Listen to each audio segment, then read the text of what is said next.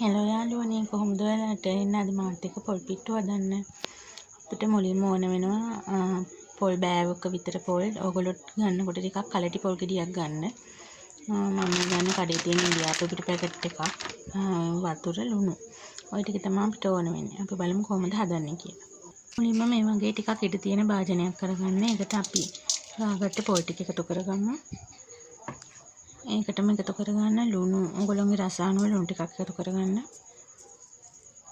ඊට පස්සේ ඒ දෙක පොඩ්ඩක් හොඳට කලවම් කරගන්න.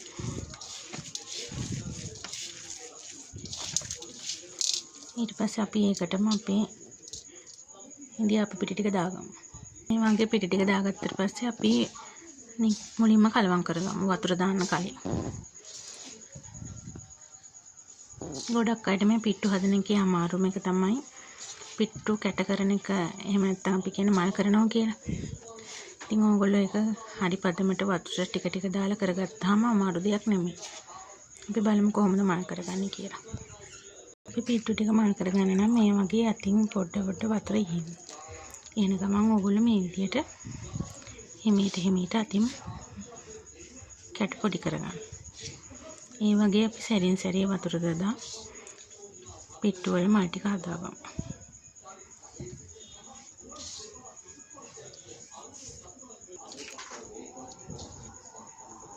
මෙන්න මේ ගානට මල් කරගත්තාම අපේ පිට්ටු ටික ලෑස්ති.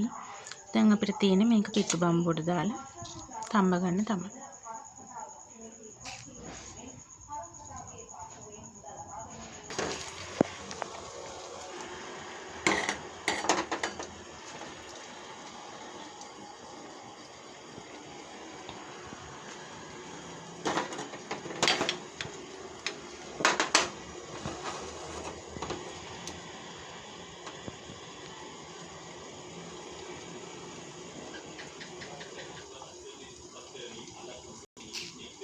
අපි හදාගත්ත පිට්ටු ටික මේ විදියට පිට්ටු බම්බුවට දාගන්න.